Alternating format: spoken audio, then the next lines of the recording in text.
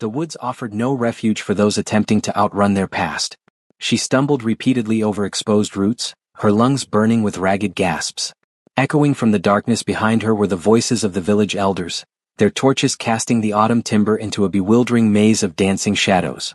After 17 years of fragile calm, they had finally resolved to complete the transaction she had interrupted as a child. She carries the mark, the head elder's voice cut through the trees. The covenant demands fulfillment. Her hand flew instinctively to her throat, where a silver crescent moon-shaped scar curved, the clear sign of an offering disrupted. She remembered the night at age 7, when she had knelt in the village square, presenting her small neck to the blackness, whispering the plea her grandmother had taught her, "Take my blood. Spare my people." But the vampire who had materialized from the shadows had not taken. Instead, he had simply marked her. His claw drew a single, precise line, and then he vanished, leaving one command: grow strong. 10 years later, her grandmother's final confession had shattered her world. The elders had originally intended to use Isla's sacrifice to forge a darker pact, one designed to enslave the vampire lord to their service perpetually. Her incomplete offering had ruined their malicious plan, leaving the village without the power or protection they craved. Now, they hunted her to force the original ceremony to its completion. Era burst through a dense thicket of blackthorn, thorns tearing her cloak, and pulled up short. The forest abruptly ended at a cliff's precipice. Below, the valley stretched out in a silver expanse under the moonlight, and at its core stood a manor, a crown of bones rising from the mist. All Gothic spires and shattered windows, it was hauntingly beautiful in its decay. "No escape for you now, girl." The elder emerged directly behind her, four henchmen flanking him, bearing heavy iron chains. "You will uphold the compact. Your blood for his lifelong servitude. The village is in dire need of protection from the Vulov house." "I will not be your sacrificial pawn a second time," Era's voice trembled, yet she stepped backward until her heels were at the cliff's edge. "Better the fall than their altar." Dramatic. The new voice resonated from everywhere and nowhere, a dark velvety sound that made the hairs on her neck stand up, but his next word was a dismissal: unnecessary. He materialized between her and the elders like smoke given tangible form. He was impossibly tall, cloaked in a coat that had clearly witnessed centuries. His hair fell silver white to his shoulders, framing a countenance too flawless to be anything but predatory. But it was his eyes that stilled her heart, ancient gold fixed intently on her throat where the scar shone. "Lord Constantine." The elder instantly dropped to his knees. "The girl is yours. The compact was fulfilled the instant I marked her." Constantine's voice deepened into a lethal growl that seemed to vibrate through the earth. "You offered a child's blood to save your pitiful village. I took her choice instead. A far more uncommon gift. The agreement was concluded 17 years ago." He then added, "But the Vulov attacks are your village's concern, not mine. I owed you nothing more than that single act of mercy." He turned slightly, his profile against the moon sharp enough to wound. "However, the girl is now of age, she may bargain for herself." The elder's face turned deep purple. "She possesses nothing too. She possesses her consent." Constantine's gaze found Era's, and a flicker of recognition passed between them, making her scar burn with a profound cold. "Which, unlike some, I will not seize by force." Understanding slammed into her. He hadn't marked her to stake a claim, but to shield her. A child put forward by adults who should have been her protectors. The deal hadn't been broken, it had been cleverly subverted. He had granted her 17 years to grow into something other than a victim. "Come, Isla." He extended one pale hand. She noticed his fingers bore similar, numerous scars, marks from countless interrupted offerings. "You have no need to fear me. You never did." That was the very point. She looked from the elders to the vampire who had subtly guided her life. Behind Constantine, the ruined manor stood like a silent promise, a place unreachable by the village, outside anyone's immediate grasp. Era took his hand. His fingers closed around hers, cool, gentle, and utterly inhuman. The elders screamed in protest, but Constantine moved and suddenly they were plunging. The cliff rushed past in a disorienting blur of rock and starlight. He landed, cradling her against his chest, in the valley below, silent as the grave. "Welcome," he murmured, already walking toward the distant manor. "To the only sanctuary I can offer. It carries a considerable price." "From you?" she needed to know. His smile was sad and cryptic. "From those who will want to take back what I gave you." The manor swallowed them whole. Era had expected only neglect and dust, but Constantine's refuge defied abandonment. As they passed through the immense hall, hundreds of candles instantly flared to life, their light reflecting in mirrors that scaled 3 stories to a vaulted ceiling frescoed with faded images of angels and demons locked in eternal, exhausting combat. How long have you dwelled here? She slipped free from his arms, needing space, needing to comprehend the being who had claimed her childhood with a single merciful wound. 243 years in this particular crypt. Give or take a decade. Constantine shucked off his coat, revealing a white shirt belonging to a bygone century. Time becomes rather liquid after the first 100. He moved through the hall with the fluidity of water, effortlessly lighting a fire in a hearth vast enough to stand inside. The orange light etched his features into sharp relief, revealing details she'd missed in the forest. The unnatural cessation between his motions, the way his eyes never quite closed, the absence of breath beneath his chest. Proof. He made no effort to hide his nature. You're observing me. A flicker of amusement crossed his face. Ask. Do you require feeding? The question was blunt and purely practical. If she were to remain even a single night, she had to understand the constraints.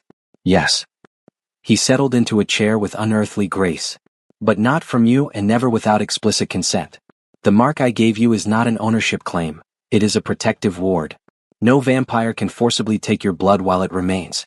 You are, arguably, the safest human in the realm. Era's hand rose to her throat. Why did you do that? Because 7-year-old girls should not be presented like a fine vintage to monsters. His voice turned icy. Your elders repulsed me. They always have. I maintain arrangements with a house in the city, volunteers who appreciate the exchange. I haven't been on a hunt in over a century. She believed him. There was a weariness in his tone when he spoke of sustenance, suggesting a being tired of taking. She explored the room, running her fingers over book spines in 6 different tongues, pausing at a painting of a woman in medieval attire. The resemblance to Constantine was striking, the same sharp bone structure, the same gold eyes.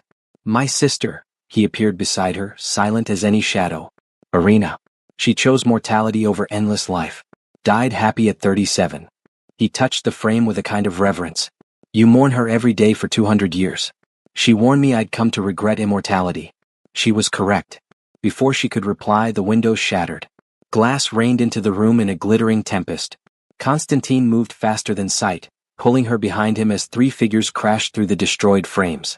Vampires. She knew instantly from their predatory elegance, their eyes catching the firelight like a cat's. Constantine the Merciful.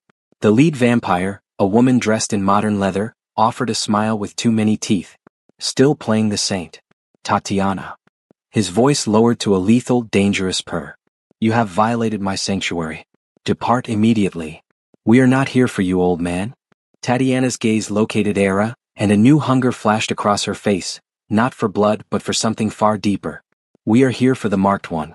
The girl who broke a covenant and destabilized the territorial balance. Do you comprehend what your incomplete offering has done? 3 villages were ravaged by rogue vampires last winter. Protection packs disintegrated. All because you decided to play the hero. Ice spread through Era's veins. What? Your interrupted sacrifice created a loophole, Tatiana continued, circling like a shark. If a village's offering is refused, the vampire lord owes them nothing. But if it is incomplete, the debt remains unsettled, and the protection is undefined. Every vampire in the territory has been fighting over the resultant chaos. Constantine shifted, entirely blocking Tatiana's view of Era. The girl is under my protection. Touch her, and I will invoke the blood accords. You wouldn't dare. You are one vampire against the entire Vilov house. Try me. The air temperature plunged. Frost crept across the walls and the mirrors, even freezing the edge of Tatiana's confident smile. Power radiated from Constantine like raw energy, ancient, absolute, and utterly terrifying.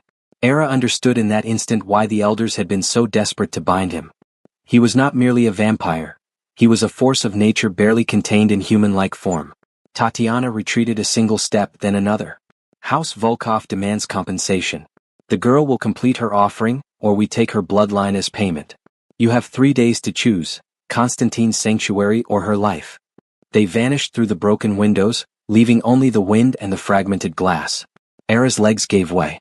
She sank into the chair Constantine had vacated, her mind spinning. I caused that. The attacks. The deaths. No. He knelt before her, and for the first time she saw genuine rage in his eyes. The elders caused it when they attempted to twist the child's sacrifice into perpetual slavery. I caused it when I believed marking you would be enough to shield you. This is old sins coming due, not your fault. But people perished. People always perish in our world. He stood, now pacing, agitation briefly breaking through his controlled facade. The question is what follows? I can fight the Vilov house but I cannot fight them eternally. They want you either dead or bound. I will permit neither. Then what is our course of action? He stopped, turning to face her completely. We must uncover what makes you so invaluable that they would risk a war. Your mark is unique, Era. A refused offering that still carries immense power. There is something about your blood, your potential sacrifice that they truly fear. Outside, storm clouds rapidly amassed. Thunder rolled across the valley like a looming promise. Rest tonight, Constantine said softly. Tomorrow I will teach you what is essential to survive in a world that seeks to consume you whole. And if I am incapable of learning? His smile was sharp and sorrowful. Then we both face a beautiful demise.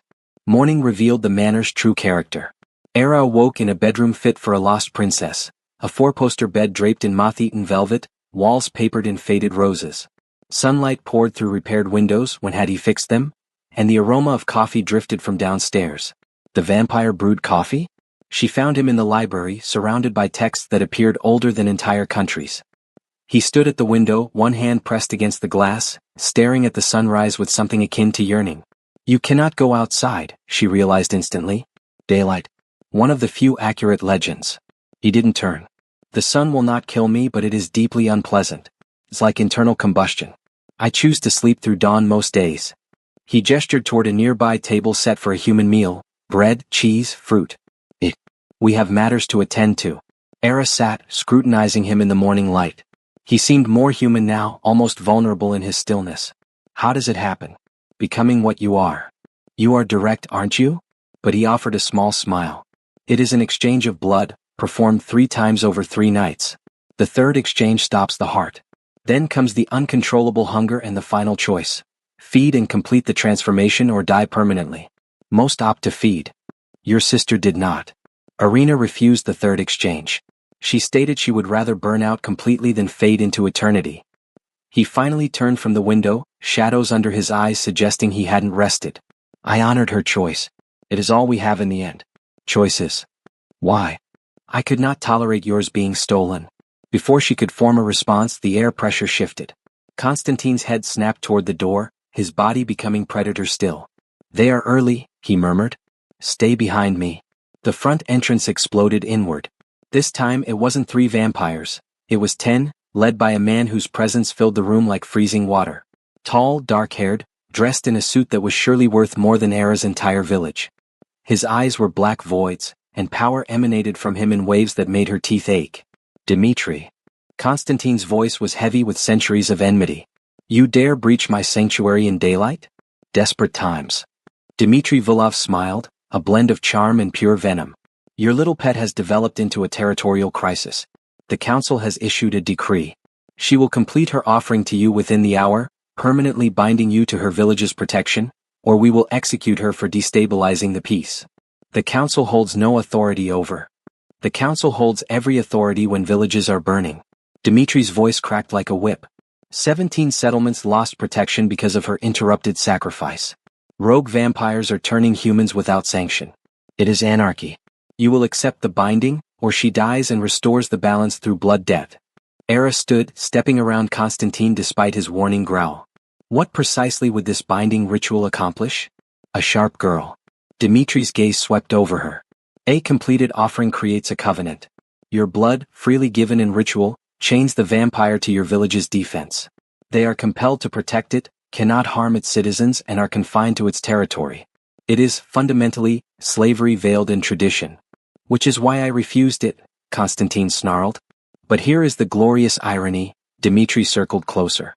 Your mark already established a partial bond. You owe her village something, Constantine. Not full servitude but a debt.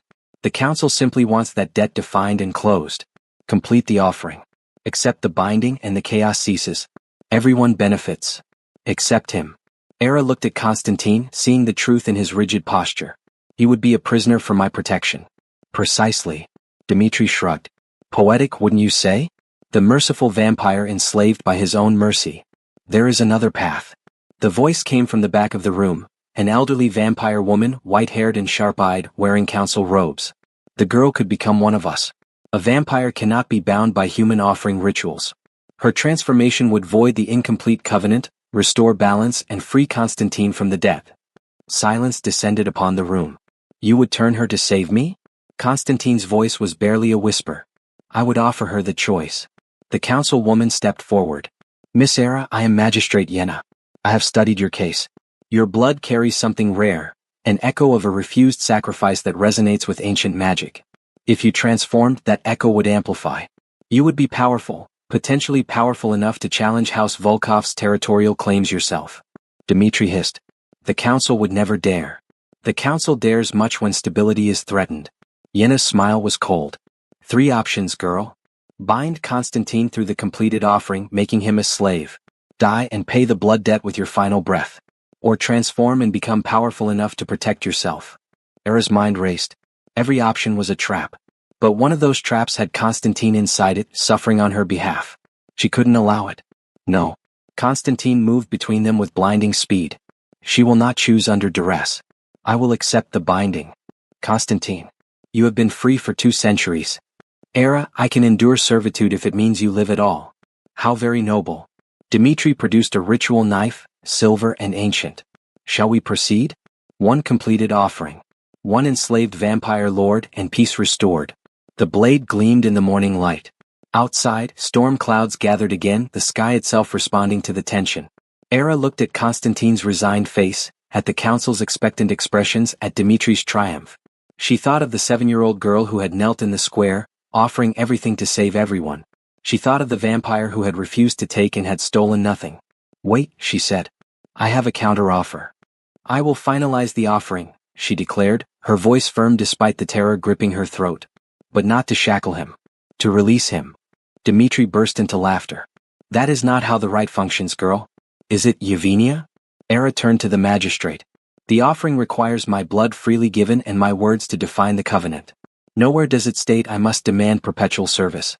What happens if I offer my blood and stipulate no conditions? The magistrate's eyes widened marginally. Theoretically, the covenant would simply fulfill itself with 0 terms. The debt would be simultaneously settled and dissolved. Absolutely not. Dmitri moved with superhuman speed, seizing Era's arm with a grip tight enough to cause bruising. The council commands. 1 moment, Constantine's voice exploded. The next instant, Dmitri was across the room, embedded in the library wall with Constantine's hand clamped around his throat. The other vampires tensed, but Yevgenia raised 1 hand, freezing them in place with clear authority. If you ever lay a hand on her again, Constantine hissed, his voice lethal. I will show you why they called me the Impaler, before I learned the concept of mercy. Enough. Yenna's voice resonated with power. The girl's proposed solution is legally sound. An offering without explicit demands dissipates the existing debt without creating a bond of servitude. Dmitri, relinquish your claim or face council sanctions for assault. House Volkov will not. House Volkov will abide by the council's judgment. Yenna's gaze was sharp enough to slice glass. Or I will launch a full inquiry into precisely how 17 villages lost protection. Someone has been actively inciting rogue attacks to force this confrontation. I wonder who. Dmitri's face went utterly blank. Then he delivered a cold, terrible smile. Very well. Let her make her pointless offering. But House Volkov will remember this insult, Constantine. We will remember how you prioritized 1 human girl over territorial stability. He vanished, not through the door but simply ceasing to exist in that location, reappearing outside. His entourage followed, tearing through the broken wall. Era watched them retreat across the valley like shadows fleeing the dawn. That, Yenna stated quietly, was exceptionally reckless, child. You have made an enemy of the most ruthless house in the territory. She saved me from becoming a slave. Constantine released the wall, leaving a crater-sized impact. That is a prize worth any enemy, perhaps. The magistrate studied Era with renewed intensity. But Dmitri does not forgive. He will find another avenue to exploit you. Be cautious about what you offer and to whom. She nodded once, then dissolved into mist, departing through the shattered architecture. A profound silence descended like a blanket of snow. You didn't have to do that. Constantine's voice was raw and heavy. I would have accepted the binding. I know. Era's hands were shaking now, the adrenaline fading. But you gave me a choice 17 years ago. I will not steal yours now. He moved toward her slowly as if approaching something uniquely fragile. Do you grasp the gravity of your actions? Dmitri will not stop. He desires total control over this territory, and I am the last independent lord in his way. Through me or through you, he will secure his advantage. Then we must ensure he gets none. She met his ancient eyes. You teach me to survive this world. I will complete the offering to absolve your debt. And together, we will discover why my blood holds such significance. Together. He spoke the word like a sacred invocation. I have not had together in a very long time. Before she could respond, the windows exploded once more. But this time it wasn't vampires, it was fire. Great plumes of flame erupted, transforming the library into an inferno within seconds. Era screamed, stumbling back as the ancient books and tapestries ignited into curtains of fire. Through the smoke she saw them, humans. The village elders wielding torches and vessels of holy water, intent on burning out the vampire. The head elder's voice boomed over the roar. Burn them both. Constantine grabbed her, pulling her low beneath the churning smoke. The catacombs. There's a tunnel network below. Can you run? Yes. A burning beam collapsed, creating a wall of fire between them. Flames leaped high. Through the heat, Era saw Constantine's face contort in sheer agony. He had said sunlight burned him internally, fire must be torment. But he was pushing through, relentlessly reaching for her. An elder emerged from the smoke, swinging an iron poker at Constantine's head. Era reacted without conscious thought. She snatched up a fallen, heavy silver candlestick and brought it down hard on the elder's skull. He dropped instantly. She had never struck anyone before. Her hands felt completely numb. Good. Constantine's voice was choked with smoke. Again if you have to. Follow me. They sprinted through the blazing manor, Constantine leading her through tight servant passages that twisted like internal organs. Behind them, the elders' voices rose in religious chants, calling for holy judgment upon the vampire and his companion. The smoke thickened and turned pitch black. Era's lungs were screaming for air. Then they were falling. Constantine had found a trapdoor, and they tumbled into cool, profound darkness, landing heavily on cold stone. Above, the fire raged, but below, in the catacombs beneath the manor, the heavy stone walls held the inferno at bay. Are you harmed? Constantine's hands were on her face, checking her shoulders for burns. His own palms were charred and blackened from pushing through the flames. Your hands will regenerate, she said, her voice steadier than she felt. He pulled her deeper into the tunnel where water dripped and centuries of dust muffled their footsteps. Vampire resilience, he corrected. But we must dress them or the burns will delay regeneration. Do you possess any knowledge of field medicine? My grandmother was a healer, Era replied. I assisted her for years. I can help if you have supplies. There is a safe room ahead. Irina insisted I maintain one when she was alive. She said I would need it someday. His laugh was a harsh, bitter sound. She was always right. They walked in silence, the burning manor fading behind them. Somewhere above, her past was turning into ash. Somewhere ahead, in the darkness, something new was beginning. Constantine's burned hand found hers, squeezing gently once. Thank you, he whispered, for the choice. The safe room was a time capsule, preserved behind a door that required Constantine's blood to open. It contained furnishings from another century, a bed with embroidered linens, shelves stocked with candles, preserved food and glass jars of medical supplies. A portrait hung on the wall, the same woman from the library, Irina but younger, laughing at something outside the frame. She prepared this after I was turned, Constantine said, sinking onto the bed, exhaustion fracturing his composed exterior. She made me swear I would maintain it for emergencies. For the nights when being immortal simply means everyone wants you dead or bound. Era located the medical kit, which was surprisingly complete with bandages, salves and instruments. Let me examine your hands. He hesitated, then extended them. The burns were horrific, flesh charred black down to the bone in places. Any human would have been screaming, yet he merely sat, watching her face as she assessed the damage. How is this possible? She kept her voice clinical, professional, just as her grandmother had taught her. You deliberately passed through direct flame. Love makes us stupid, he said lightly, though his eyes carried profound weight. Or perhaps just desperate. I wasn't going to let you burn. She cleaned the wounds with water from a sealed cistern, her hands steady despite the intimacy of the act. This close, she noticed the details, how his unburned skin was too flawless, like polished marble, the complete absence of pores of human imperfection, and the stillness of his chest between his scattered breaths. Breathing, she realized, was a performance for her benefit, not a necessity. You aren't afraid of me, he observed. Most humans recoil. I have been marked by you since childhood. If you had wished to harm me, you've had 17 years. She applied an herbal salve that made the burns hiss violently. He didn't flinch. Besides, you took those burns to protect me. That is not the behavior of a monster. Vampires are possessive of what they claim. I have claimed nothing, he pointed out. She began wrapping his hands in clean bandages, working with the precision of years of practice. That is the difference, she countered. You gave me a ward, not a collar. A comfortable yet strange silence settled. Above them, the manor still burned. She could feel the heat through the thick stone. They were trapped here until the fire subsided and the elders departed, hours, perhaps days, in this preserved bubble of the past. Why did you refuse my blood that night? She had to know. When I was 7, you could have taken it, completed the ritual, and secured the village's protection. Instead, you marked me and walked away. Constantine's jaw tightened. You want the truth? Because I saw myself. He stood, pacing the small room like a caged predator. I was turned at 32 violently without my consent. My maker desired a companion and decided I would suffice. She fed me her blood, killed me, and when I awoke with the hunger, she presented me with a girl, perhaps 14, and told me to feed or perish. Era's breath hitched. I fed. His voice was flat. I chose existence over moral rectitude. And that girl's face has haunted me for 200 years. So, when I saw you, this tiny child kneeling in the dirt, offering your throat because adults dictated it, I could not do it. I would not be the creature who taught you that powerless sacrifice was a virtue. So you marked me instead. Made you untouchable by our kind. Gave you time to grow into someone who could choose for herself.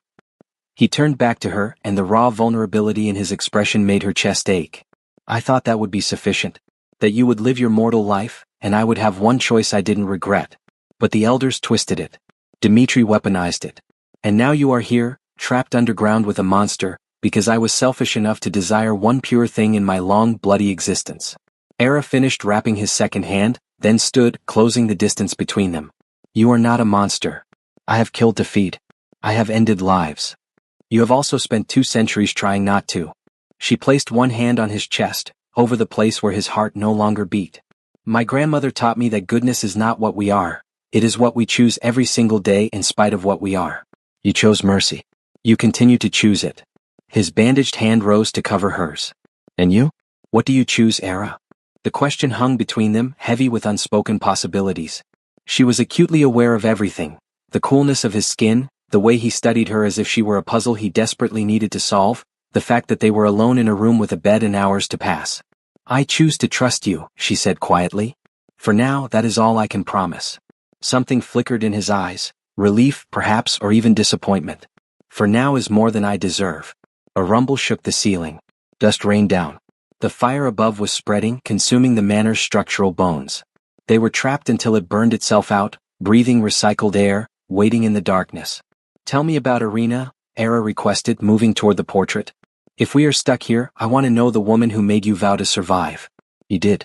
Constantine sat on the bed, and Era curled into a nearby chair. And throughout the long, quiet hours of their entrapment, he painted pictures with words. His human sister, brilliant and fierce, who had watched him transform and never once flinched. Who had rejected immortality because she claimed eternity was for cowards afraid to burn brightly, and who had made him promise he would find something worth living for beyond mere survival. Have you? Era asked as the trembling from above finally ceased, as the silence suggested the fire had died completely. Found something worth living for? Constantine's gaze found hers across the shadowed room. I'm beginning to think I have. They emerged at midnight to find the manor completely gone. Nothing remained but blackened stone foundations and ash that glowed faintly like dying embers. The elders had fled, their destructive work finalized. 2 centuries of history reduced to char and memory. Constantine stood at the edge of the ruins, his bandaged hands clenched, saying nothing. Yet Era felt his grief like a physical force. I am so sorry, she whispered. Irina's portrait. His voice broke, ragged with loss. It was the last image of her. Now it is ash. Before she could reply, a sound split the night. Not human, not quite animal, a howl that made her bones vibrate. Through the smoke-hazed moonlight, figures emerged from the forest. Vampires, but they were wrong somehow, moving with a jerky, animalistic frenzy. Rogues. Constantine pulled her quickly behind him. Damn it. Dmitri sent them. Newly turned, their minds still shattered. There were 6 of them, their eyes wild, their mouths stained with recent feeding. They circled the ruins like a pack of wolves. Era understood instantly, this was not just an attack, it was a message. Behold what happens when you defy House Volkov. Can we fight them? She scanned the ruins looking for any kind of weapon. I can, he stated. He shed his coat, and she saw the predator beneath the gentleman. You must run. There is a village 3 miles east. Seek sanctuary with the humans. I will not abandon you. Era. A rogue struck. They moved as a pack, inhumanly fast, crashing into Constantine with enough force to splinter stone. He fought like liquid death, all grace and brutal violence, tearing into them with hands that were still healing. But he was 1 against 6 and they felt no pain or fear. One rogue slipped past him, lunging for Era, its face, a child's face perhaps 16 before the turning, twisted into a monstrous snarl. She snatched up a piece of debris, a half-melted iron candlestick, and swung. It connected with the rogue's skull, and the vampire stumbled, not hurt but momentarily surprised. That instant of hesitation was all it took. Constantine was there, moving like lightning, snapping its neck with a sound like breaking branches. Behind you! Era screamed. 2 rogues had flanked him. Constantine spun, but one caught his shoulder, its fang sinking deep. He roared. The sound was ancient and terrible. He ripped the vampire off, taking a chunk of his own flesh with it. Black blood sprayed in the moonlight. Era's mind raced. 6 vampires, 1 wounded Constantine and herself. They needed an edge. She scanned the ruins for anything useful, and her eyes caught on something. The remains of Irina's portrait. The frame was still partially intact, covered in silver leaf. Silver. The frame was silver. She ran for it, dodging a rogue's grasping hand, and tore the frame apart. Pieces of silver came away in her hands, sharp, jagged shards. Not much but enough. She sprinted back to where Constantine was grappling with 3 rogues at once, his bandaged hands leaving trails of blood. Catch. She tossed him a piece of silver. He snatched it from the air, understanding immediately. Silver couldn't kill vampires, that was a myth, but it burned them and inhibited their regeneration. He plunged it into the nearest rogue's eye, and the creature shrieked, stumbling back. Era continued throwing pieces, and Constantine continued using them, fighting with a precision born of centuries of survival. But it wasn't enough. They were overwhelming him through sheer numbers, dragging him down. One rogue broke free of the melee and charged Era, its young face twisted with hunger. Era didn't think, she grabbed the last sharpest shard of silver and slashed her own palm open. Bright red blood welled instantly, and the scent of it stopped every vampire mid-motion. That's right, she stated, holding up her bleeding hand, the crescent scar on her throat gleaming. I am the marked one. The refused sacrifice. My blood is what you are all fighting over. Want it? Come and take it. The rogues turned from Constantine as one, drawn to her like moths to a flame. But they did not attack. They stopped, confusion warring with hunger on their broken faces. What are you doing? Constantine's voice was raw with panic. Watch. Era kept her bleeding hand raised, feeling instinct guiding her. The same instinct that had made a 7-year-old girl kneel and offer herself. You can smell it, can't you? My blood. It's different. The girl rogue whimpered, swaying. It calls, sings, but I can't. The mark. Understanding crashed through Era.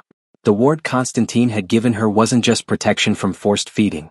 It resonated in her blood itself, making her untouchable to their kind. The rogues could smell her, want her, but some primal vampire instinct prevented them from taking. Without permission. That's right. She stepped forward and the rogues retreated. You can't. But he can. She gestured to Constantine, still bleeding from the shoulder wound. So, here's what's going to happen. You leave now and tell Dmitri that his pets failed or I let him feed from me and a vampire who's tasted marked blood becomes very, very hard to kill. She had no idea if that was true. But the rogues didn't know either. The girl rogue hissed, torn between hunger and fear. Finally she turned and fled into the forest. The others followed, their howls fading into the night. Silence fell. That, Constantine said faintly, was either brilliant or insane. Probably both. Era's legs gave out. She sat hard on a piece of rubble. Adrenaline draining, leaving her shaking. Did I just bluff? 6 vampires with mythology? You bluffed them with truth. He crossed to her, examining her bleeding palm with a focus that made her skin prickle. Marked blood does carry power. I didn't. No rogues could sense it. You found an advantage I didn't know existed. We found it. She met his eyes together. It was still holding her hand, his thumb ghosting over her bleeding palm. The intimacy of it struck her. Suddenly him, cradling her wound. Like something precious, his face inches from hers in the moonlight. She could see her reflection in his golden eyes. I should bandage this, he murmured, but didn't. Oh, you're still bleeding too. Her free hand rose to his torn shoulder. We're both a mess. Her name on his lips was a warning and a prayer. Phew. Keep touching me? I'll forget every reason I've spent 17 years keeping distance between us. Maybe I want you to forget. The words hung in the smoke-tinged air. His expression shifted, control cracking, revealing the hunger beneath. Not for blood, she realized, for connection, for something he'd denied himself for 2 centuries of self-imposed loneliness. You don't know what you're asking. His voice dropped to a whisper. I'm a vampire. I've killed, done monstrous things, and once I let myself want you, I won't be able to stop. I'm not asking you to be human. She leaned closer, drawn by something she couldn't name. I'm asking you to be honest. Tell me you don't feel this. He closed his eyes, jaw clenched. I can't. Because I do. I felt it since you took my hand in that forest. Chose my protection over their sacrifice. Maybe longer. Maybe since the night I marked you and wondered what kind of woman you'd become. Then stop fighting it. She kissed him. It was soft at first, a question, not a demand. His lips were cool against hers, and for one terrifying moment he didn't respond. Then his control shattered. His hand slid into her hair, and he kissed her back with 2 centuries of starvation, pulling her against him with a gentleness that belied his strength. Era's world arrowed to sensation. The coolness of his skin, the way he tasted like winter and smoke, the careful pressure of his hands as if she were made of glass. He kissed her like she was air and he'd been drowning. When they finally broke apart, both breathing hard, him from habit, her from necessity. His eyes had darkened to amber. This is dangerous, he said against her lips. Not because I'll hurt you, because I'll want to keep you forever. And forever is a very long time. I'm not afraid of forever. She traced the line of his jaw. I'm afraid of safe little lives that mean nothing. I'm afraid of being offered up and never chosen. You've chosen me every day for 17 years. Let me choose you back. He shuddered, pressing his forehead to hers. If you become what I am, then I become it on my terms. Not because I'm running, not because I'm forced, because I want to. She pulled back enough to meet his eyes. You asked what I choose, Constantine. I choose. Yeah, I choose. This. Whatever this becomes, even if it means eternity, especially if it means eternity with someone who sees me as more than a sacrifice.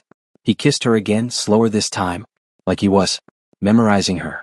When he finally pulled away, his expression was raw with something between joy and terror.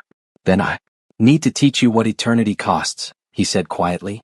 The hunger, the isolation, the watching everyone you love turn to dust. If you're going to choose this, you need to know all of it. The beauty and the horror. Show me. She stood, pulling him up with her.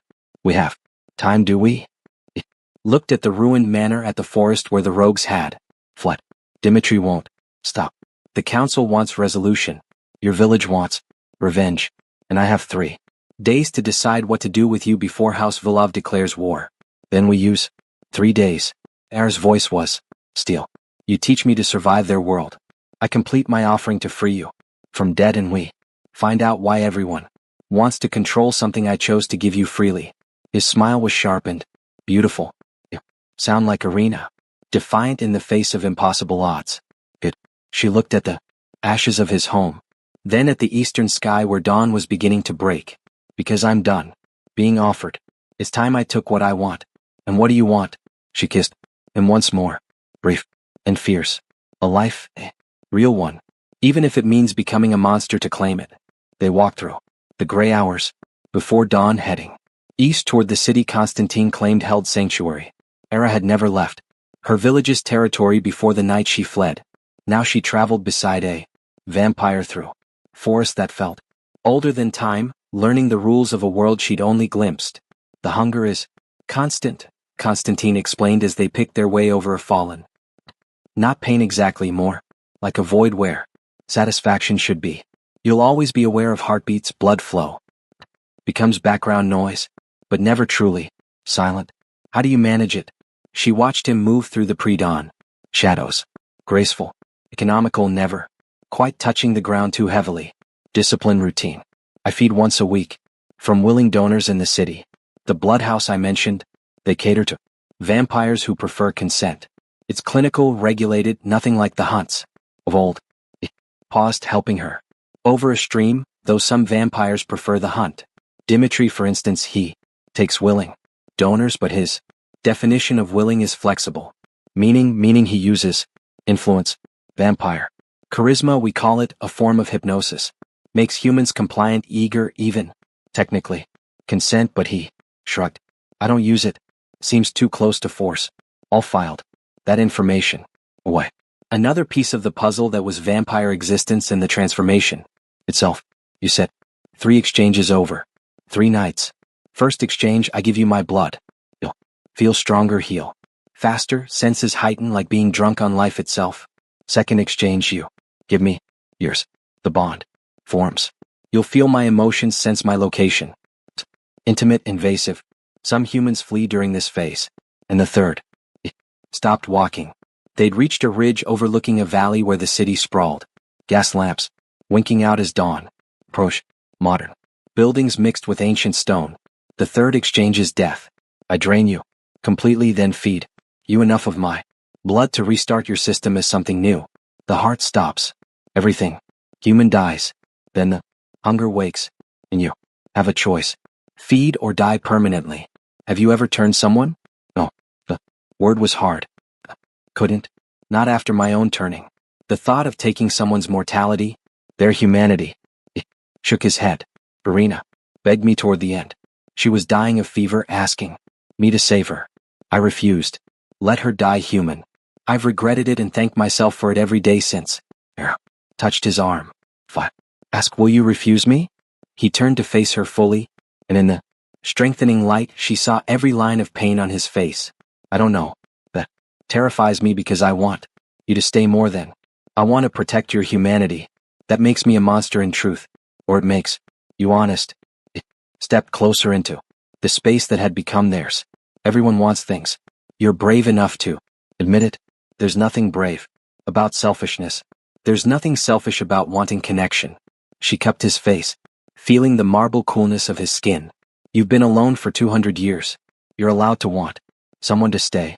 It caught her hand, pressed a kiss to her palm. The one she'd cut now, bandaged with strips from his shirt. You make it sound simple, isn't it? You want me to stay? I want to stay. Everything else is just negotiating terms. His laugh was soft, surprised. You'd negotiate eternity. Like a business contract? Why not? It's my eternity too. She pulled him down the ridge, toward the city. Come and show me this sanctuary of yours. Teach me how to exist in your world. We have she calculated 2 days before the council's deadline. That's enough time to learn the basics, complete my offering, and plan our next move. He said it like testing new language. I've been using I for so long, I'd forgotten our. They reached the city as the sun crested the horizon. Constantine winced, pulling a hood over his face, and led her through waking streets to a building that looked abandoned from outside but sang with life within. The blood house. Inside it was elegant velvet, furniture, low lighting, soft music. Humans reclined in various states of languid satisfaction while vampires fed with clinical courtesy. No violence, no force, just transaction and mutual benefit. They pay well. Allah asked, watching a vampire feed delicately from a young man's wrist. Very, and they screen donors for health. Consent, coercion. Constantine nodded to a stern-looking woman at a desk. Human. Surprisingly, Madame Orlova runs the tightest operation in the territory. If she suspects a vampire of using influence or force, they're banned permanently. Constantine. Orlova's voice was warm. It's been weeks, and you've brought a companion, the marked one. Unless I'm mistaken. Word travels fast. Dimitri's been searching the city for her, offering rewards. It studied Era with sharp eyes. You're braver than you look, girl. Most humans run from what you're walking toward. I'm tired of running. Era met her gaze steadily. He says you help vampires who prefer consent. Does that extend to transformation? Blunt. Like that. Her smile was approving. Yes.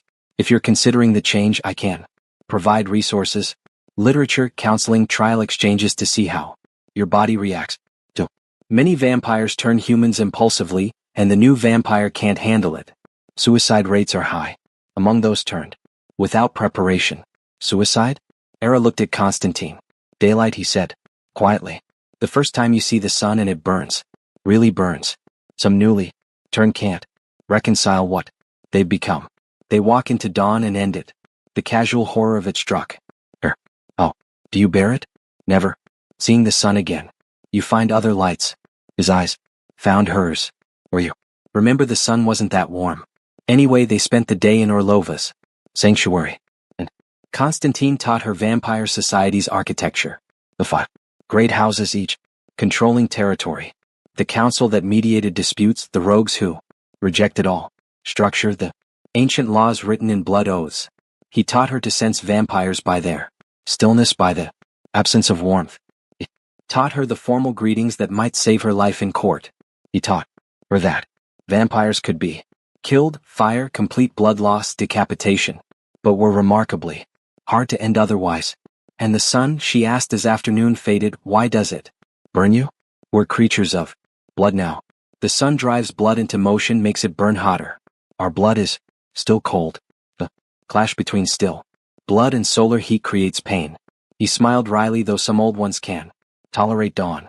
Tolerance builds over centuries. Will I be able to walk in daylight? Eventually, maybe if you're strong enough, disciplined enough. He reached across the table where they sat.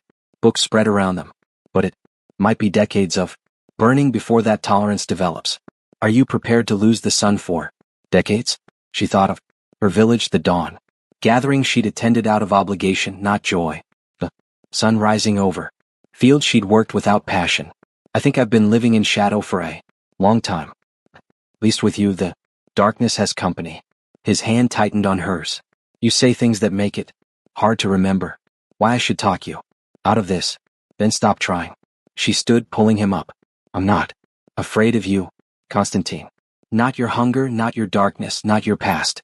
Show me what you are fully. I want to see the monster before I choose to become one. Something flickered in his eyes.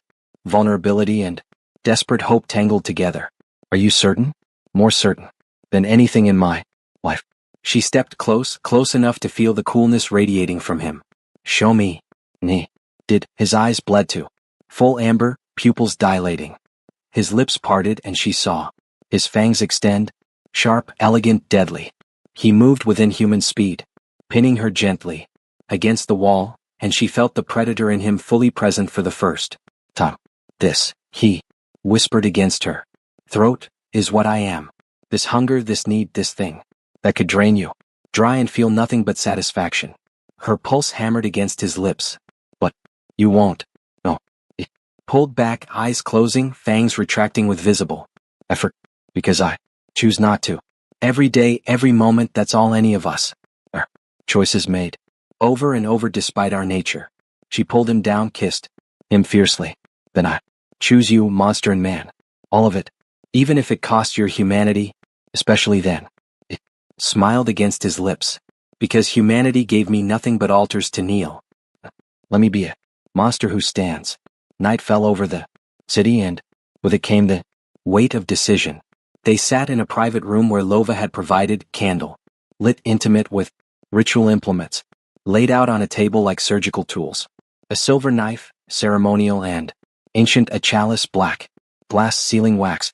Read his blood, the tools of transformation or offering depending on what era chose.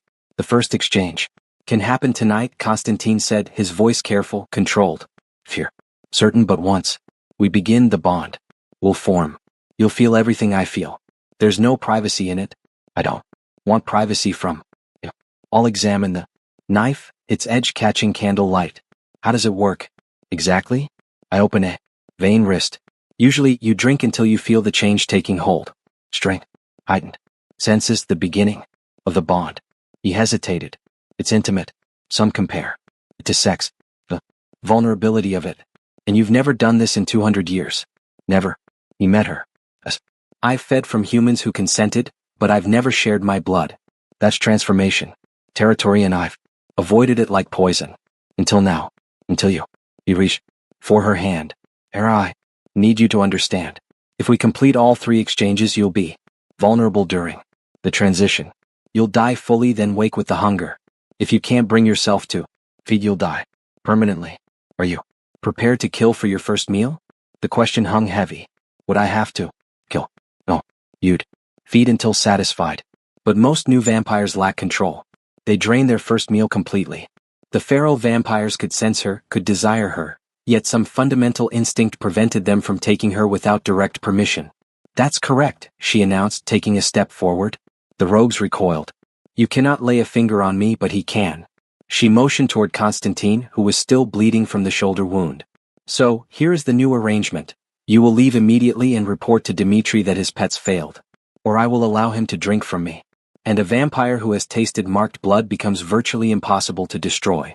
She had absolutely no idea if this was true, but the rogues were too broken to know the difference. The girl rogue hissed, torn between raw hunger and visceral fear. Finally, she spun and fled into the forest. The others followed, their howls gradually fading into the night. Silence returned. That, Constantine murmured faintly, was either sheer brilliance or utter madness. Likely both. Era's legs gave way. She sank onto a piece of rubble, the adrenaline draining, leaving her severely shaking. Did I just bluff 6 vampires using mythology? You bluffed them with fundamental truth, he corrected.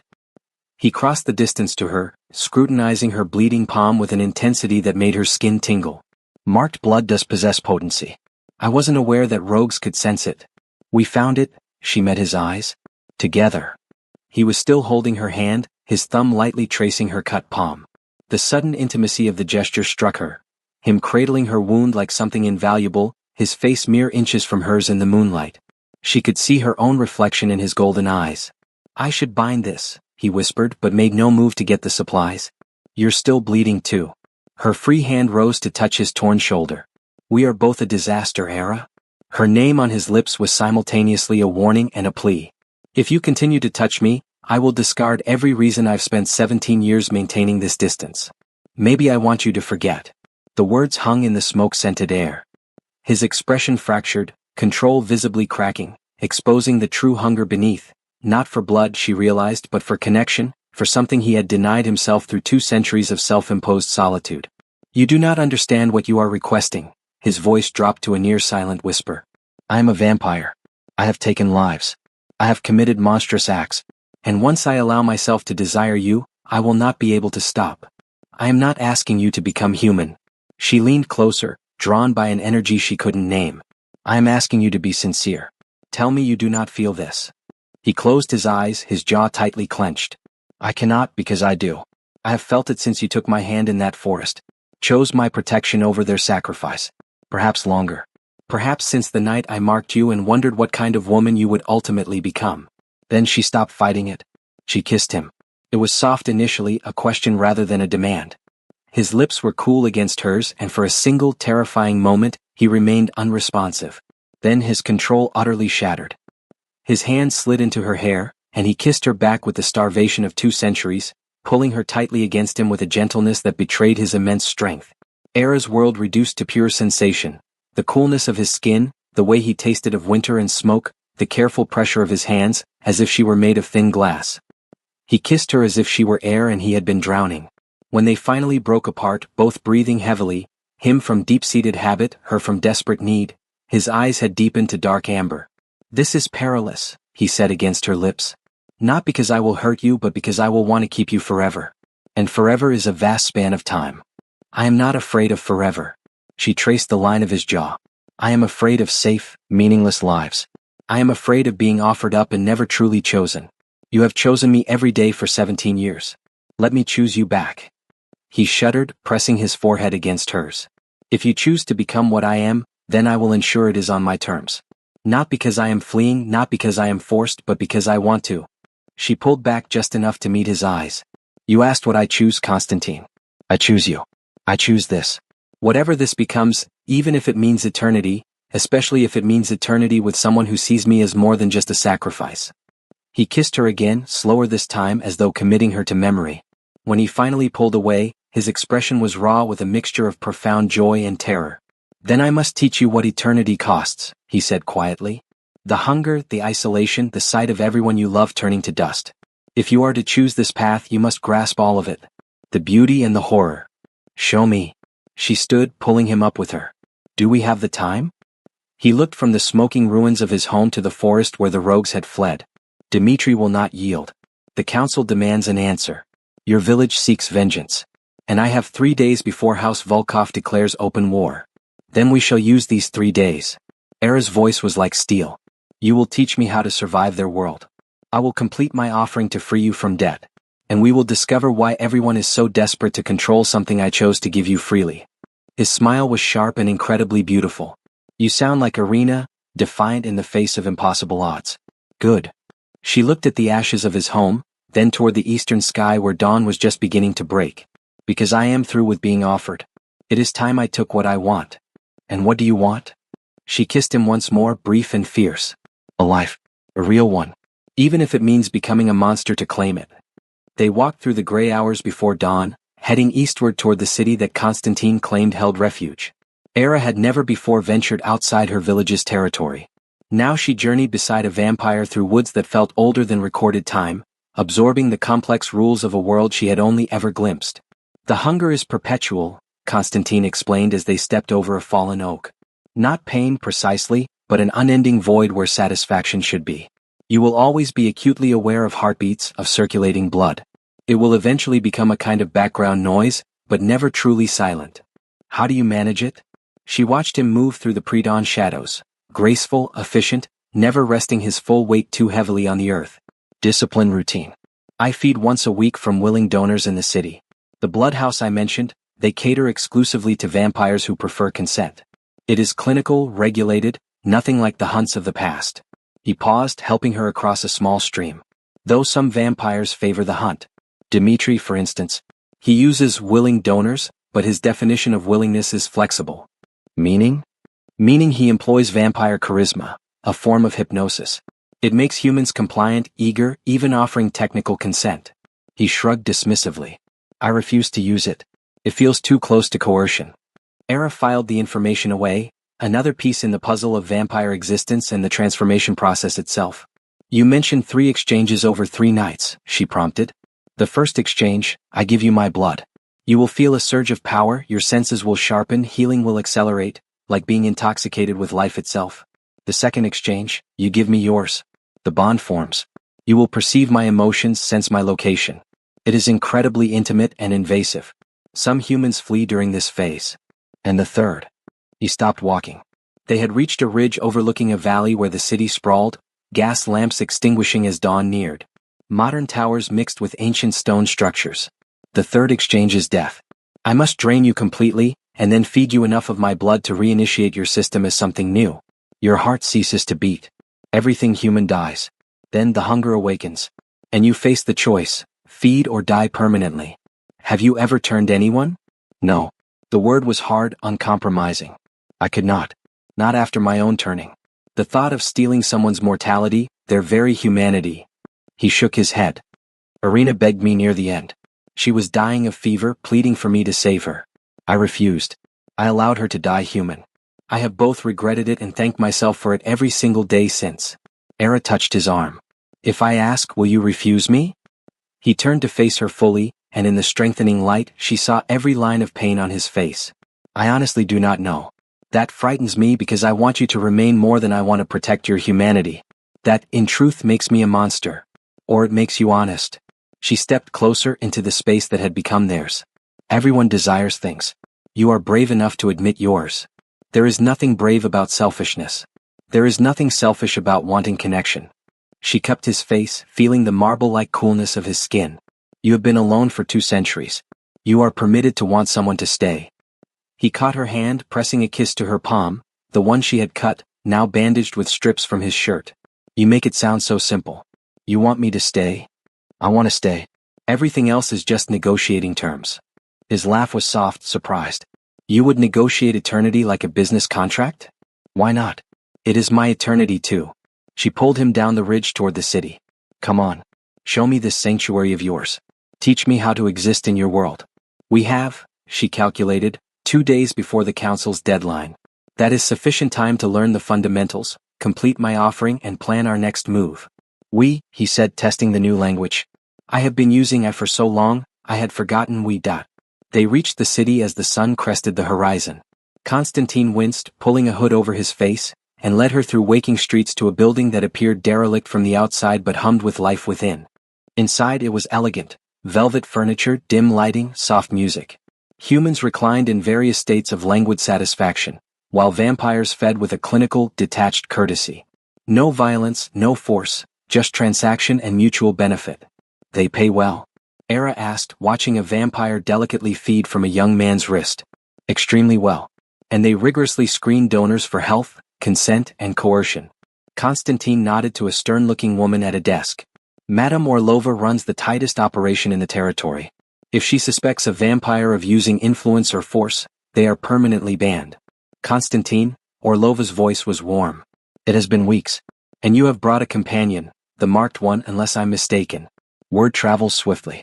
Dmitri has been scouring the city for her, offering rewards. She studied Era with sharp eyes. You are braver than you appear, girl. Most humans run from what you are deliberately walking toward. I am tired of running. Era met her gaze steadily. He says you aid vampires who prefer consent. Does that extend to transformation? Blunt. I appreciate that. Orlova's smile was approving. Yes. If you are contemplating the change, I can provide resources, literature, counseling, and trial exchanges to test your body's reaction. Too many vampires turn humans on impulse, and the new vampire cannot cope.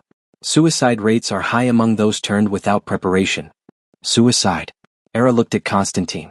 Daylight, he said quietly. The first time you see the sun and it truly burns. Some newly turned simply cannot reconcile what they have become. They walk into the dawn to end it. The casual horror of it shocked her. How do you endure it? Never seeing the sun again? You find other lights. His eyes found hers. Or you remember the sun was never that warm anyway. They spent the day in Orlova's sanctuary. Constantine educated her on the architecture of vampire society. The 5 great houses, the mediating council, the lawless rogues, and the ancient laws written in blood oaths. He taught her how to sense vampires by their unnatural stillness, by the absence of body heat. He taught her the formal court greetings that might one day save her life. He taught her that vampires could be killed, by fire, total blood loss, or decapitation, but were otherwise remarkably difficult to end. And the sun, she asked as afternoon faded, why does it burn you? We are now creatures of still blood. The sun's energy forces blood into motion, makes it heat up. The clash between still blood and solar heat creates profound pain. He smiled faintly. Though some ancient ones can tolerate the dawn, tolerance is built over centuries. Will I be able to walk in daylight? Eventually, perhaps. If you are strong enough, disciplined enough. He reached across the table where they sat, books spread between them. But it could be decades of burning before that tolerance develops. Are you ready to surrender the sun for decades? She considered her village, the dawn gathering she had attended out of duty, the sun rising over fields she had worked without passion. I think I have been living in the shadows for a long time. At least with you, the darkness has company. His hand tightened on hers. You say things that make it difficult for me to remember why I should talk you out of this. Then stop trying. She stood, pulling him up. I am not afraid of you, Constantine. Not your hunger, not your darkness, not your past. Show me what you fully are. I want to see the monster before I choose to become one. Something flickered in his eyes, vulnerability and desperate hope tangled together. Are you absolutely certain? More certain than anything in my life. She stepped close enough to feel the perpetual coolness radiating from him. Show me. And he did. His eyes flooded with full amber, pupils dilating. His lips parted and she saw his fangs extend, sharp, elegant, deadly. He moved with a subtle, non-human speed, gently pinning her against the wall, and she felt the predator in him fully present for the first time. This, he whispered against her throat, is what I am. This hunger, this profound need, this thing that could drain you dry and feel only satisfaction. Her pulse hammered against his lips. But you won't. No. He pulled back, eyes closing, his fangs retracting with visible effort. Because I choose not to. Every day, every moment, that is all any of us truly are. Choices made repeatedly despite our nature. She pulled his head down and kissed him fiercely. Then I choose you, monster and man. All of it. Even if it costs your humanity, especially then. She smiled against his lips. Because humanity gave me nothing but altars to kneel on. Let me be a monster who stands. Night fell over the city and with it came the weight of the decision. They sat in a private, candlelit room provided by Orlova, intimate, with the ritual implements laid out on a table like surgical tools. A silver knife, ceremonial and ancient, a black glass chalice, and sealing wax to seal his blood, the tools of either offering or transformation, depending on Era's final choice. The first exchange can happen tonight, Constantine said, his voice careful and controlled. If you are truly certain. But once we commence, the bond will begin to form. You will feel everything I feel. There is no privacy in it. I do not desire privacy from you. Era examined the knife, its edge catching the candlelight. How exactly does it work? I open a vein, usually the wrist. You drink until you sense the change taking hold. The heightened senses, the strength, the initiation of the bond. He hesitated. It is profoundly intimate. Some compare it to a vulnerability akin to sex. And you have never done this in 2 centuries. Never. He met her eyes. I have fed from consenting humans, but I have never shared my blood. That is transformation territory, and I have avoided it like a plague. Until now. Until you. He reached for her hand. Era, I need you to grasp this. If we complete all 3 exchanges, you will be utterly vulnerable during the transition. You will die fully, then wake with the hunger. If you cannot bring yourself to feed, you will die permanently. Are you prepared to kill for your first meal? The question hung heavy in the air. Would I have to kill? No. You would simply feed until satisfied. But most new vampires lack control. They accidentally drain their first meal completely. His face was grim. That's why I have always fed at the bloodhouse. Clean donors who understand the risks. You would have the same alternative. But the hunger is most powerful during the first week. You might not be able to stop yourself. Era absorbed this information. So, I would potentially become a killer? Unless your self-control is exceptional. Or unless. He trailed off. Unless what? Unless you fed from me. The words were delivered roughly. A vampire can sustain another vampire temporarily. It's rare, generally reserved for absolute emergencies. But if you fed from me during your first hunger, you wouldn't require human blood immediately. It would buy you time to develop control. Would that hurt you? His smile was gentle. Yes, but I would heal. And I would much rather be harmed than watch you accidentally take a life and then hate yourself for it. The sheer generosity of the offer stunned her into silence. Here was a creature who had been turned brutally, who had killed during his own first hunger, offering to endure pain so that she wouldn't bear the same burden of guilt. You truly meant it, she said quietly. When you said you'd spent 17 years trying to offer me a choice. I mean, everything with you is about choice. He stood, pacing the small room. But you don't have to transform. We could complete your offering instead. You give your blood freely, speak the words of release, and I am absolved of the debt. You remain human, live your mortal life. I would protect you from Dimitri, from the council. You could have everything you deserve, except. He stopped abruptly. Except what? If I remain human, I will age and die in 50, 60 years if I'm fortunate. You will continue for centuries. That is not everything, Constantine. That is scraps. She stood, closing the distance between them. I don't desire 50 years. I desire forever with you. That is the choice I am making. You would relinquish your humanity for me. I would relinquish humanity for myself. She placed her hand over his silent heart. The girl who was offered up died in that village square 17 years ago. What walked away was something else, something waiting to become what she was meant to be. Perhaps I was always intended for this, for darkness and for forever. Perhaps you marked me because you recognized it. His hand covered hers. Or perhaps I cursed you because I am a selfish creature who wanted one thing in his long existence to be purely chosen. Then allow me to choose. She reached for the silver knife, presenting it to him. First exchange tonight. Not because I am fleeing, not because I am forced, but because I want to become what you are. Constantine accepted the knife with shaking hands. It was the first time she had seen him truly afraid. If we do this, I will be bound to you. Not by blood oath, but by something far deeper. I will sense when you are hurt. Know your location. Feel your emotions and you will feel mine. 200 years of loneliness, regret, and hunger. Are you ready for that weight? Are you ready for mine? She smiled. 17 years of being defined by one moment. Of being marked and set apart, of watching everyone else live while I waited for something I couldn't name. Maybe it was you. Maybe it was this. He cupped her face, searching her expression for any hint of doubt. Finding none, he made his decision. Sit. He guided her to a chair, then knelt before her, the ancient vampire kneeling like a supplicant. I will make the cut. You drink until you feel a warmth spreading through your chest. That is when you stop. Too much, too fast can overwhelm your system. I trust you. Those 3 words unmade him. She saw it in the way his eyes closed, the way his breath unnecessarily caught. You shouldn't, but I am grateful that you do. He drew the knife across his wrist in one fluid motion. Black blood welled, and the scent of it hit her. Copper and cold earth and something indefinably otherworldly. He raised his wrist to her lips. Drink, he whispered. And let me feel you finally choose. Era hesitated for only a fraction of a second, then pressed her mouth to his wrist and drank. The blood was utterly unlike anything she had expected. Cold, yes, but alive somehow, electric, singing through her veins like lightning. Power flooded her system and she felt it instantly, strength building in her muscles, her vision sharpening until she could distinguish individual dust motes in the candlelight.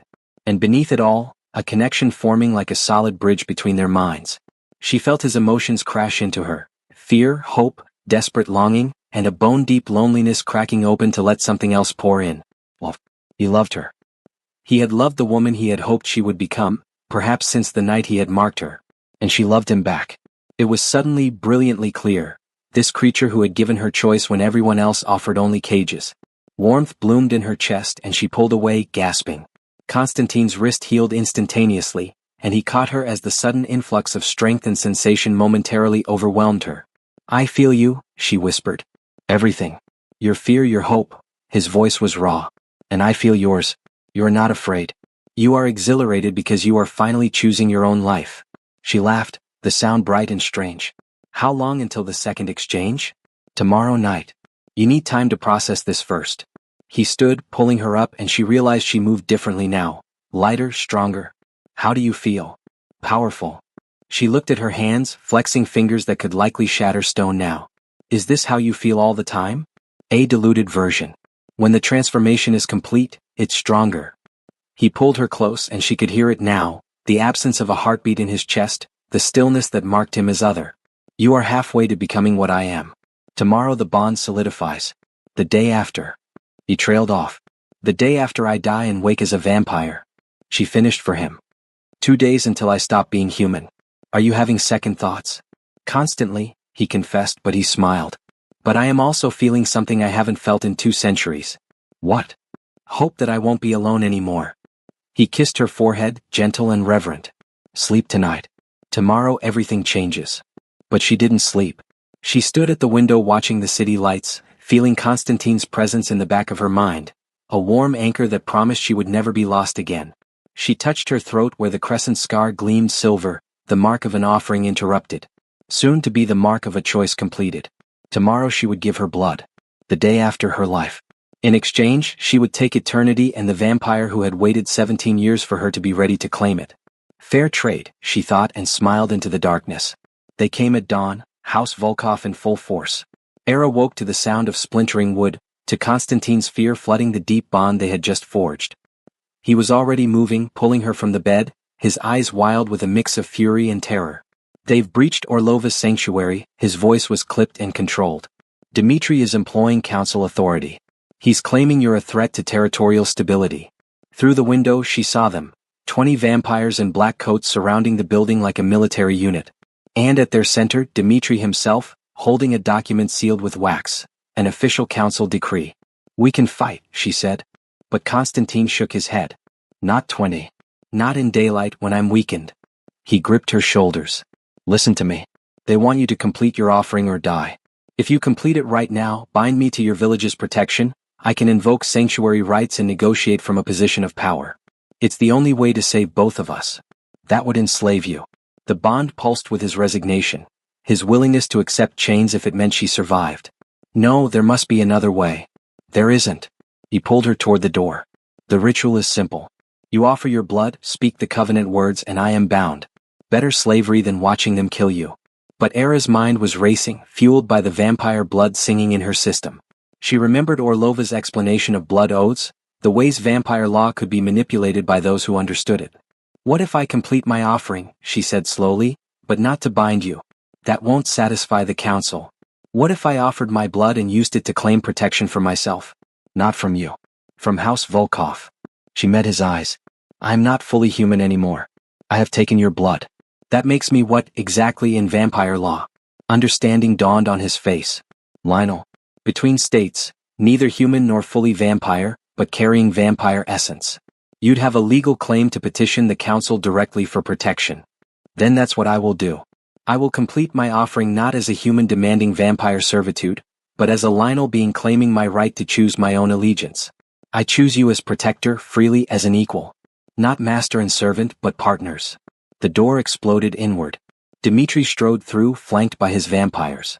Behind them came Council Magistrate Yevgenia, looking grimly official. Era of No House, Konstantin Volkov.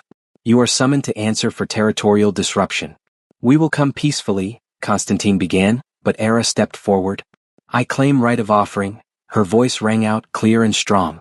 As is my right under the old laws. Dmitri laughed. You have no rights, girl. You are human. She is Lionel, Yevgenia interrupted, scrutinizing Era with sharp interest. She has undergone the first exchange. That grants her legal standing to petition the council directly. She turned to Dmitri. The law is explicit. If she wishes to complete her offering under council supervision, we are bound to witness it. This is ridiculous. This is law, Yevgenia's voice sliced like a blade. Unless you wish to violate the very legal structures you invoke to justify this raid. Dmitri's face went blank with fury, but he stepped back. Fine. Let her make her toothless offering. It changes nothing. She will still be prey and Konstantin will still be bound by partial debt. We shall see. Yevgenia produced a ceremonial knife from her robes. Era, kneel before the council's witness. Konstantin, stand as the recipient. I shall conduct this by ancient right. They moved to the center of the room. Konstantin's fear pulsed through their bond, but Era felt only clarity. She had been offered up once and had refused. Now she would offer herself again, but on her own terms. She took the knife from Yevgenia and drew it across her palm without hesitation. Red blood welled, brighter than normal, tainted with Konstantin's black essence, creating something between human and vampire. I, Era of No House, marked in Lionel, offer my blood freely. She let it drip into the black glass chalice Yevgenia held. Not in servitude but in partnership. Not to bind but to choose. I claim Konstantin as my protector, my companion, my equal. I offer my blood and ask for his in return. A bond of mutual sacrifice, not a forced covenant. The room fell silent. That is not the traditional formula. Dmitri hissed. The traditional formula was written for humans demanding vampire service, Yevgenia stated slowly. She is rewriting it as a Lionel claiming partnership. Technically permissible if unprecedented. She turned to Konstantin. Do you accept her offering not as master but as equal? Will you share your blood, your protection, your life with her freely without compulsion? Konstantin's eyes were gold fire. I accept. Freely. Eternally. He took the knife and cut his own wrist, letting black blood mix with her red in the chalice. When Yevgenia swirled it, the blend turned deep crimson, the color of sunset, of roses, of something entirely new. Then let it be witnessed. The magistrate's voice carried immense power. The debt is paid. The offering is complete. No binding, no servitude. A blood partnership recognized under ancient law. The chalice shattered. Era felt it, a snap of connection deeper than the bond they had already forged. She felt Konstantin's shock, his joy, his desperate relief. And she felt something else, power flooding her veins. The combined force of her marked blood and his ancient essence creating something that made every vampire in the room step back. Impossible, Dmitri whispered. She's glowing. Era looked down. Her skin did glow, a faint silver light, the color of her scar radiating from within. The mark on her throat blazed like a brand. Fascinating. Yevgenia circled her slowly. The combination of marked blood and exchange has created something new. She is neither human nor vampire but a third state. A blood beacon. I have only read of such beings in myth. What does that mean? Konstantin moved quickly to Era's side, and when he took her glowing hand, the light intensified. It means, the magistrate stated carefully, that she cannot be turned. The mark and the exchange have stabilized in perfect balance. She is immortal but not vampire. She will never hunger, never burn in sunlight. She is simply other. The implications crashed through Era. She had wanted transformation to stay with Konstantin forever. Instead, she had become something else entirely, a creature outside all categories, bound to him by choice but not by nature. Can she be killed? Dmitri's voice was cold calculation. Theoretically, yes, Yevgenia replied, but she is protected by the blood partnership. To kill her would be to declare blood war on Konstantin, which would require council approval for House Volkov to pursue. Yevgenia's smile was thin. And I don't believe the council will approve war over one Lionel girl, no matter how unprecedented. Dmitri's face twisted with rage. This isn't over. Yes, Konstantin said quietly, pulling Era close. It is. She has made her choice. I have made mine. The debt is paid. The offering is complete. You have no further claim under vampire law or human tradition. For a moment, violence hung in the air. Then Yevgenia spoke. Dmitri, stand down or face council sanctions for harassment of a blood-partnered pair. Slowly, with murder in his eyes, Dmitri retreated. His vampires followed, leaving only Yevgenia, Konstantin and Era in the destroyed room. You, the magistrate said to Era, have just rewritten 3,000 years of vampire-human relations. Congratulations. You will either be celebrated or assassinated. Possibly both, Era said. As long as I'm not offered up again, I'll take my chances. Yevgenia's laugh was surprised and genuine. I think you'll do more than survive, child. I think you'll thrive. She nodded to them both, then dissolved into mist. Silence fell. Konstantin turned to face Era, his hands shaking. You brilliant, terrifying creature. You just invented a new way to exist. We invented it, she corrected. She pulled him close, feeling their connection sing, together like everything else. He kissed her, deep and desperate, and she tasted the relief, the joy, the absolute terror of having something he couldn't bear to lose. When they finally broke apart, dawn was breaking through the shattered windows. Sunlight touched her glowing skin and she didn't burn. Oh, she whispered. Oh. Konstantin stared as she stepped into the light, as it illuminated her silver radiance, as she stood in dawn for the first time as something more than human. I can walk in the sun, she said, wonder flooding her voice. I can walk in the sun and exist in the dark. I can be with you in both worlds.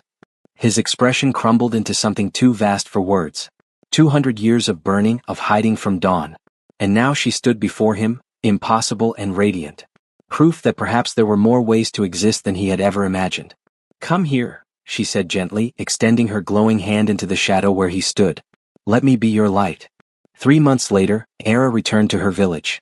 She walked through the square where she had knelt as a 7-year-old, offering her throat to the darkness, and found it deserted. Most of the villagers had fled after House Volkov's rogues attacked in retaliation for Dmitri's humiliation. The few who remained watched from behind curtains, terrified of the girl who had returned glowing like moonlight, accompanied by a vampire who moved with predatory grace. They fear you, Konstantin observed, his hand seeking hers. Good. She paused at the exact spot where she had made her offer 17 years prior. The stone still retained faint traces of old blood, hers from where she'd cut her palm in a childlike, desperate attempt to save the very people willing to sacrifice her. Fear ensures they won't attempt it again. They won't offer up another child, believing that monsters will merely take what is presented. The head elder emerged from his house, stooped, weighed down by guilt or age or both. Era, we believed you had perished. I did, she smiled, and in the daylight, her skin cast prismatic colors like stained glass. The girl you offered died the moment he marked her instead of claiming her. What has returned is something you possess no power over. We only desired protection. You desired servitude, Konstantin's voice was soft, yet lethal. You wanted a vampire lord bound to your will. Instead, you created something that makes all of us uneasy. The council has recognized her as a blood beacon, a creature exempt from normal law. She possesses the authority to declare this territory independent, should she choose. The elder went pale. You wouldn't. Era considered it. She had spent the last 3 months learning what she was, what her abilities were. Her blood, mixed with Konstantin's in that imperfect balance, granted her powers neither human nor vampire shared. She could walk in sunlight, heal rapidly, sense both vampires and humans, and most crucially her presence stabilized newly turned vampires, calming the initial hunger that drove many to accidental murder. Orlova had offered her a position mediating at the Bloodhouse. The council wanted her as a neutral party in territorial disputes. Even House Volkov, through gritted teeth, had sent covert overtures suggesting alliance over enmity. She had refused them all. I won't claim this territory, she told the elder. This place holds nothing I desire. But I will do this. I'll establish a sanctuary in the manor ruins. A place where vampires who reject hunting can find willing donors. Where humans fleeing violence can find refuge. Where the division between monster and man can blur into something new. You would do that even after what we did to you? Not for you. She looked at Konstantin, who watched her with the loneliness of 2 centuries finally eased from his expression. For everyone who will be offered up after me so they have a place to run that isn't just another cage. They left the village as the sun reached its zenith. Era walked through the light that had once been forbidden to her vampire partner, her hand in his, their bond singing with shared purpose. At the valley's edge, where the manor's burned stones still jutted from the scorched earth, they paused. It will take years to rebuild, Konstantin said, but his eyes were full of hope. We have years. Era turned to him, pulling him close. We have forever, actually. The question is, what shall we build? Something better than what preceded it. He kissed her forehead, her cheek, then her lips. Something neither fully vampire nor human. Like you. Like us. A house for the in-between, she murmured. For the refused and the choosing, for everyone who doesn't fit into the boxes they're assigned. She laughed. House Dawn, because we exist in the liminal hours between dark and light, between monster and human, between what we were and what we are becoming. House Dawn. He tested the name. I like it, although it is ironic for a vampire. That is precisely the point. She pulled him toward the ruins, already envisioning their creation. We are the irony made flesh. The sacrifice that refused to be sacrificed. The vampire who refused to claim. The blood partnership that shattered 3,000 years of precedent. Why shouldn't our house stand in sunlight? They spent the day planning, she in the light, he in the shadows, meeting only in the spaces between. They would require builders, both human and vampire. They would need Orlova's network and Yevgenia's political leverage. They would have to convince the council that a neutral house could stabilize the territories more effectively than endless power struggles. It would be difficult, dangerous, and perhaps impossible. Era had never been more certain of anything. As sunset approached, Constantine pulled her to the highest point of the ruins, a partially collapsed tower that overlooked the valley. The sky was bleeding crimson and gold, the exact color their mixed blood had become in the chalice. Thank you, he said quietly. For what?